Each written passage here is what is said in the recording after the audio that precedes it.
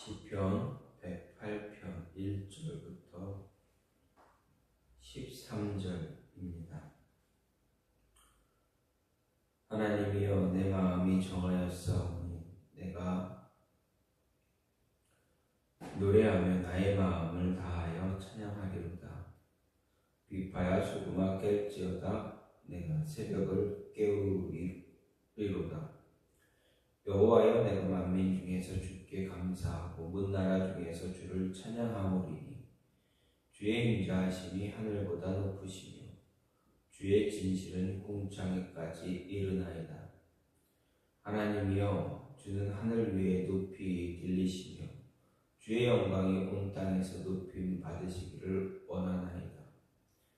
주께서 사랑하시는 자들을 건지시기 위하여 우리에게 응답하사 오른손으로 구원하소서. 하나님이 그의 성소에서 말씀하시되 내가 기뻐하리라. 내가 세겜을 나누며 숫꽃 골짜기를 측량하리라. 길르앗이 내 것이요 므낫세도 내 것이며 에브라임은 내 머리의 투구요 유다는 나의 규이며 모압은 내 목욕통이라. 에돔에는 내 신발을 벗어 던질지며 블레셋 위에서 내가 외치리라 하셨도다. 누가 나를 이끌어 견고한 성읍으로 인도해드리며 누가 나를 에돔으로 인도할꼬. 하나님이여, 주께서 우리를 버리지 아니하셨나이까. 하나님이여, 주께서 우리의 군대들과 함께 나아가지 아니하시나이다. 우리를 도와 대적을 치게 하소서. 사람의 구원은 헛됨이니이다. 우리가 하나님을 의지하고 용감히 행하리니 그는 우리의 대적들을 밟으실 자이시미로다. 아멘. 오늘 말씀 시편 108편은 시인이 자신을 대적하는 모든 원수들을 하나님께서 멸하실 것을 기대하면서 구원과 승리의 출처가 되시는 하나님을 노래하는 그러한 찬양시입니다. 그리고 이 시의 서두에 소개되고 있듯이 이 시는 다윗이 지은 찬송시입니다. 이처럼 오늘 본 시가 다윗의 시인 것은 분명한 사실이지만 다윗이 집필한 원문 그대로의 시라기보다는 다윗 후대의 어떤 사람이 각기 전혀 다른 배경을 가지고 있는 두 편의 시를 일부분씩 발췌해서 하나로 편집한 혼합시라 할 수가 있습니다. 본시의 편집자는 1절부터 5절은 하나님께 기름 부음 받은 다윗이 이스라엘 왕으로 즉위하기 전 그의 생명을 노리는 사울의 박해를 피해서 굴에 피신했을 때 지은 시편 57편 7절부터 11절에서 발췌했고 6절부터 13절은 다윗이 그의 초기 에돔과의 전쟁 당시 일시적으로 패배를 당해서 하나님께 구원을 호소하며 지은 시인 60편의 5절부터 12절에서 발췌한 것을 하나로 편집한 그런 시입니다. 이런 오늘 말씀은 아마도 이스라엘이 바벨론 포로에서 귀환했을 때 이방인들이 그들을 압제하자 한 익명의 시인이 과거 공경에 처했던 다윗이 고통 중에서도 하나님을 바라봄으로 소망을 잃지 않고 용기를 가질 수 있었던 사실을 통해서 이스라엘 백성들에게 소망과 구원에 대한 확신을 주고자 조합한 것이다 라고 생각해 볼 수가 있습니다. 한편 오늘 말씀은 각기 다른 배경을 가지고 있는 두 편의 시를 조합한 혼합시임에도 불구하고 그 내용 구성상 어색함이 전혀 없이 일관성을 지니는 것은 물론 본시의 원시들이 비탄시와 민족 애가임에도 불구하고 찬양시로 분류되는 특징을 보여주고 있습니다. 이렇게 두 편의 시가 모두 다윗의 저작으로 내용이 유사할 뿐 아니라 두 시 가운데 찬양의 부부반을 발췌했기 때문에 찬양시라고 할 수가 있는 것입니다. 어쨌든 오늘 말씀 이제 발췌한 부분에 따라서 본문을 두 부분으로 크게 두 부분으로 나눌 수가 있는데, 먼저 1절부터 5절은 열방 앞에서 하나님을 찬양할 것을 소원하는 그런 내용이고, 6절부터 13절은 열방 대적들에 대한 승리를 간구하는 그러한 내용이다 할 수가 있습니다. 이런 가운데서 오늘 말씀을 보게 되면, 먼저 확고부동한 믿음은 환난 가운데서도 우리로 하여금 노래하게 한다라는 것입니다. 1절 말씀을 보면 하나님이여 내 마음을 정하였사오니 내가 노래하며 나의 마음을 다하여 찬양하리로다, 이렇게 노래합니다. 여기서 정했다라는 말은 고정되었다, 확보하게 되었다, 준비되었다라는 뜻을 가지고 있습니다. 특별히 다윗은 이 말을 사용하는 것은 하나님께서 대적으로부터 자신을 구원해 주실 것에 대해 의심할 여지가 없다라는 것을 확신하고 있음을 이야기합니다. 상점에 들어가 물건 살 때 눈에 들어오는 아무 것이나 집어 대충 사는 사람은 없습니다. 일단 들어가면 마음에 드는 물건이 무엇인지, 그 물건이 있는지, 자기가 찾는 물건이 있는지, 가격은 어떻게 되는지, 또 혹시라도 내 몸에 잘 맞는지를 잘 살펴보게 됩니다. 후회하는 그런 선택을 하지 않기 위해서 매장을 하루 종일 계속 돌아다니기도 합니다. 그리고 일단 마음의 결정이 되면 어떻게 됩니까? 값을 치르고 물건을 사게 됩니다. 일륜지 대사라고 이야기하는 그러한 결혼도 마찬가지입니다. 한 남자와 여자가 아무나 붙잡고 결혼하자라고 덤벼드는 사람은 없습니다.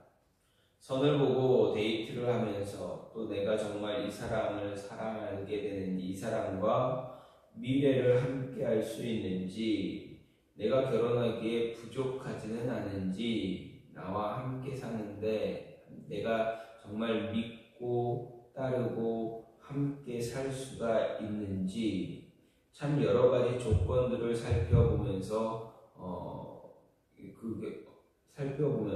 결혼을 결정하게 됩니다. 확신이 들 때 내가 이 사람과 정말 이 사람과 잘 살 수 있을 것 같다.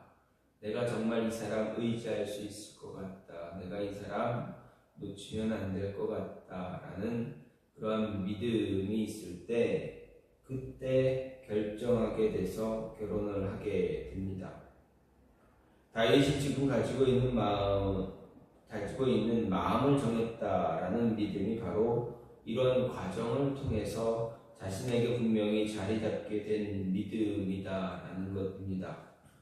다윗의 마음이 정해졌다라는 것, 그것은 그의 믿음이 이제 결코 흔들리지 않는 그러한 믿음이 되었다라는 이야기입니다.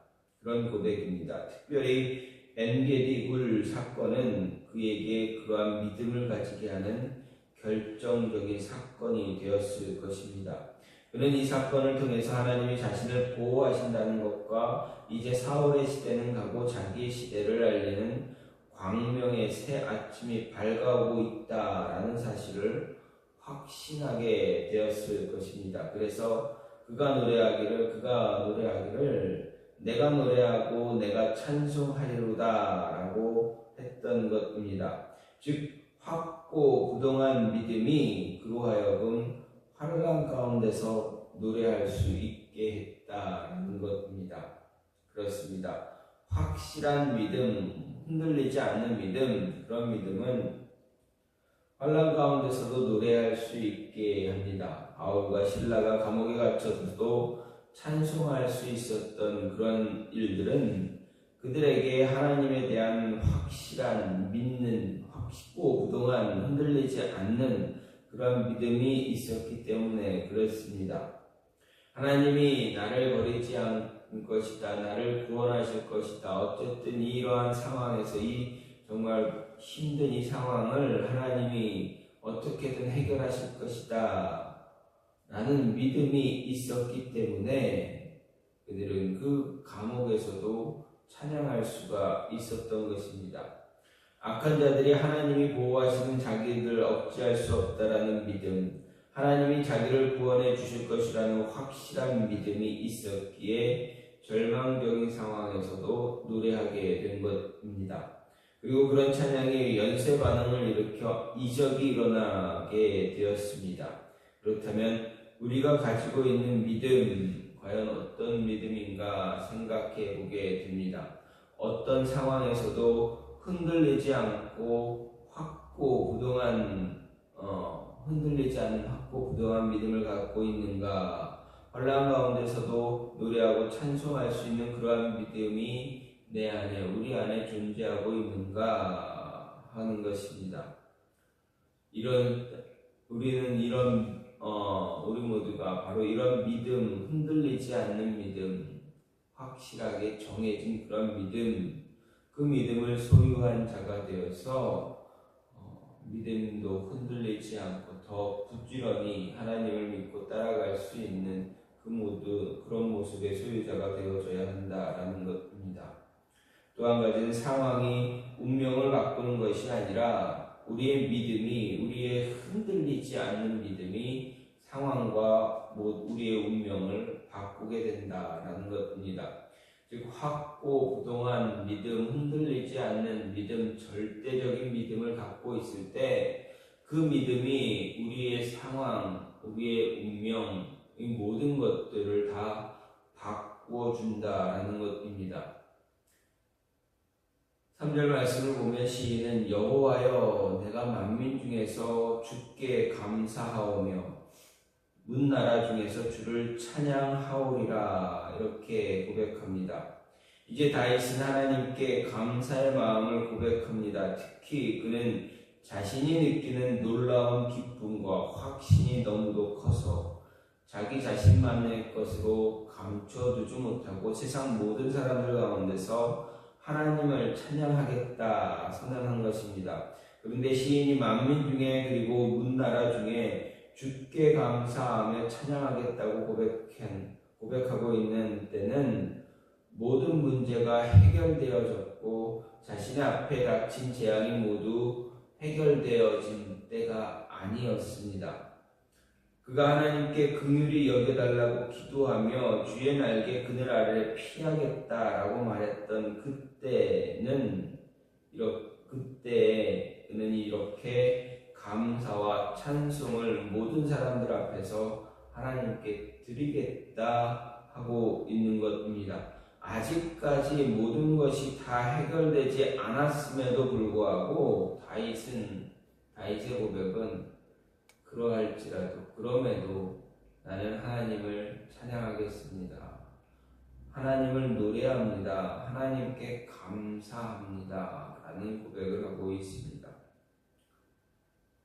상황이 변한 것도 없고 여전히 재앙은 그 앞에 있고 그 호는 사자 중에 불사르는 자 중에 누웠고 그들의 창과 살 앞에 놓여 있음에도 다윗은 마치 모든 상황이 종결되어진 것처럼 감사하고 기뻐하고 있음을 보게 됩니다. 겉으로 보기에 아무것도 변한 것이 없어 보이지만 시인의 믿음과 확신은 그의 내면을 변화시켰고 이렇게 감사하고 기뻐할 수 있는 자로 사람들 앞에서 승리를 쟁취한 자로 만들어 놓았다라는 것입니다. 누군가 말하기를 믿지 않는 자는 싸우고 승리하지만 믿는 자는 승리하고 나가서 싸우는 사람이다 라고 했습니다. 즉 진정한 성도, 믿음의 사람이라면 하나님께서 승리하심을 이미 확신하고 나아가는 그런 믿음의 사람이다라는 것입니다. 오늘 다윗은 이처럼 진정한 성도 그리스도인의 진면목을 여과 없이 보여주고 있습니다. 그렇습니다. 상황이 우리를 슬프게도 하고 감사하게도 하고 기쁘게도 하는 것이 아니라 믿음이 상황을 바꾸고 감사하는 삶, 기뻐하는 삶을 살게 한다라는 것입니다. 그렇기 때문에 우리는 상황에 연연하지 않고 환경의 지배를 받지 않고 살아갈 수가 있는 존재가 되어줘야 합니다. 그리고 이것이 항상 기뻐하라, 쉬지 말고 기도하라, 범사에 감사하라 라는 말씀대로 살아갈 수 있는 비결이 되기도 합니다. 아직도 새벽이 멀고 깜깜한 밤과 같은 시간이 계속되고 있다면, 고통 속에 있다면, 사방에서 나를 삼키려는 대적들의 울부짖음이 들려오고 있다면, 도저히 어찌해볼 도리가 없는 어려움에 봉착해 있다면, 그럼에도 감사할 수 있어야 한다라는 것을 우리에게 이야기해주고 있습니다.